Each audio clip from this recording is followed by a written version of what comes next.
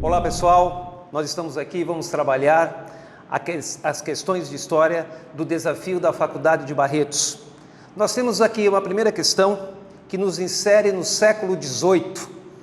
O autor diz o seguinte: no livro Investigação sobre a Natureza e a Causa da Riqueza das Nações, publicado em 1776, Adam Smith argumentou que um agente econômico procurando o lucro, movido pelo seu próprio interesse, acaba favorecendo a sociedade como um todo.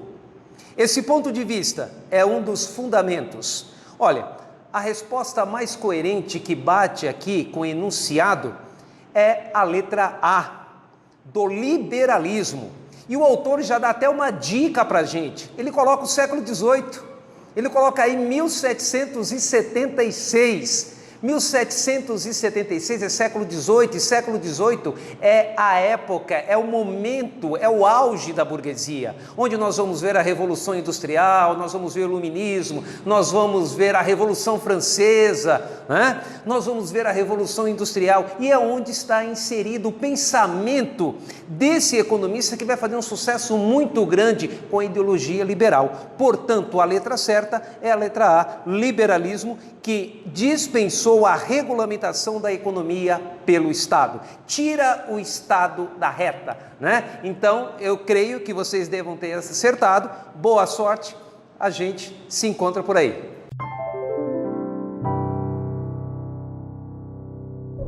Questão 22 de História, né, pessoal? A gente vai ver aqui agora uma questão de Idade Antiga.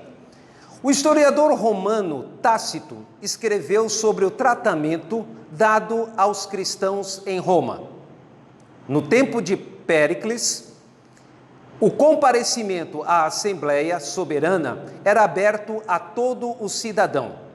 A Assembleia era um comício ao ar livre que reunia centenas de atenienses do sexo masculino com idade superior a 18 anos. Todos os que compareciam tinham direito a fazer uso da palavra. As decisões da Assembleia representavam a palavra final na guerra e na paz, nos tratados, nas finanças, nas legislações, nas obras públicas, no julgamento dos casos mais importantes, na eleição de administradores, enfim, na totalidade das atividades governamentais. Muito bem, o texto acima refere-se a Atenas, considerado o berço da democracia no mundo antigo.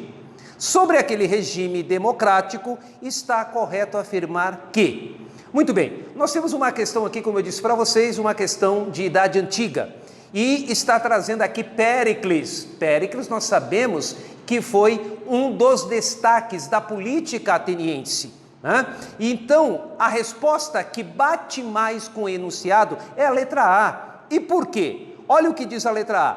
Apenas os homens livres, proprietários, nascidos em Atenas, filhos de pais e mães atenienses, veja bem, tinha que ser filhos de pais e mães atenienses, não poderia ser somente homem.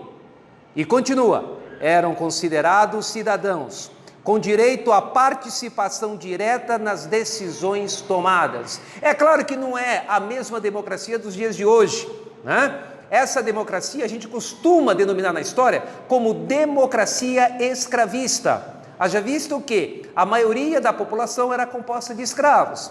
Então nós vamos encontrar aí, nesse momento, uma marginalização da maioria. Mulheres não têm participação, homens que não fossem filhos de pais e mães atenienses também não, e escravos também não. Por isso que denomina-se, né, democracia escravocrata. A que bate mais é a letra A. Espero que vocês tenham acertado.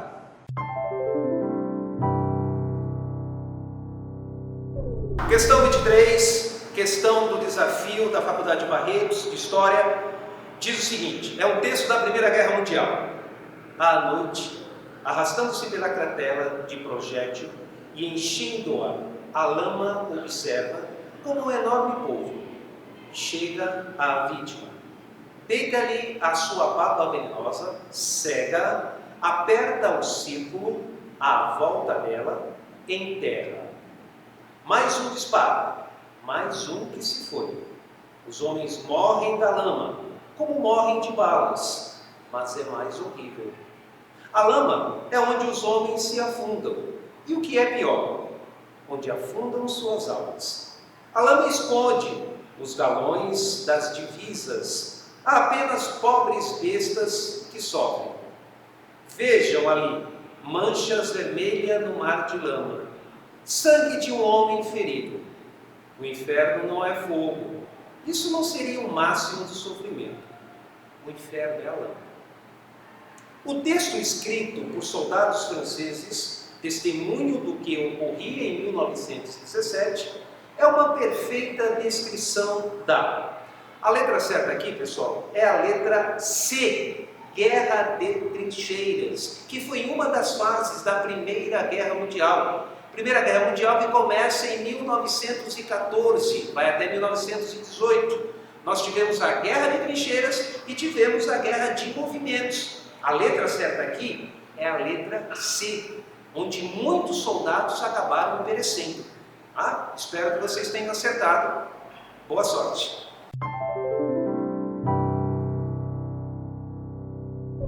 Estamos aqui no desafio de História da Faculdade de Barretos.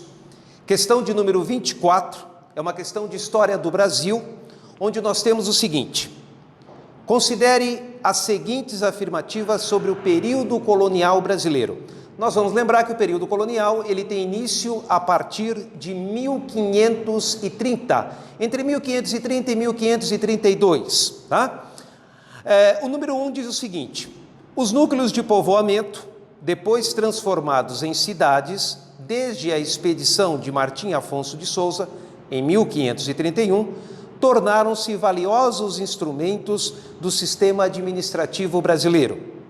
Número 2. 3 características básicas se complementaram na exploração colonial do Brasil: economia voltada para o mercado externo, latifúndio e escravidão. E a de número 3, a exploração econômica preferida pelos portugueses no Brasil foi a produção manufatureira, em função da abundância de matéria-prima. As questões corretas aqui são as de número 1 e a de número 2.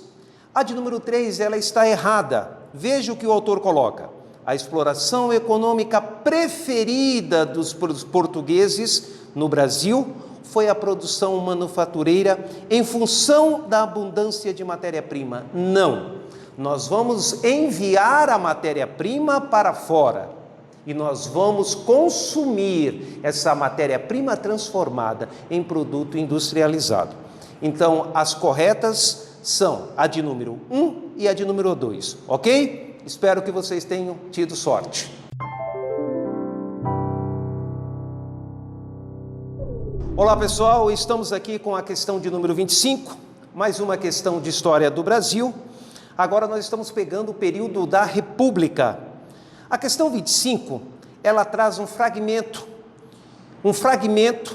onde nós vamos ver o seguinte: jurei mentiras e sigo sozinho, assumo os pecados, os ventos do norte não movem moinhos, e o que me resta é só um gemido, minha vida, meus mortos, meus caminhos tortos, meu sangue latino.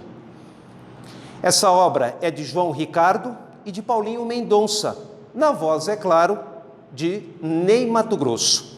E o autor pergunta, em cima do fragmento musical acima: Sangue Latino foi um dos maiores sucessos do grupo musical Secos e Molhados, que tinha como vocalista Ney Matogrosso. Essa música foi uma expressão de protesto contra o seguinte evento nacional. Aí nós temos as respostas. Letra A, diretas já. Letra B, reformas de base. Letra C, redemocratização. Letra D, acordos nucleares. E a letra E e última, ditadura civil-militar. A letra certa é a letra E, ditadura civil-militar. E o autor, ele dá até uma dica. Se nós formos ver ali na composição, nós vamos perceber o ano da sua criação. É 1973. 1973, nós estamos aí no terceiro presidente da ditadura militar. É o governo Médici, né? Nós vamos ver um dos mais truculentos que nós tivemos no período ditatorial, que dura de 64 a 85. E a própria composição musical, ela já nos dá aí uma direção. Percebam bem. E o que me resta é só um gemido. Minha vida, meus mortos, meus caminhos tortos, meu sangue latino. Portanto, para a gente fechar, vamos deixar aqui bem claro que não foi só no Brasil, mas a ditadura civil-militar a gente vai ver na América Latina como um todo. Tá? Espero que vocês tenham tido sorte. Obrigado.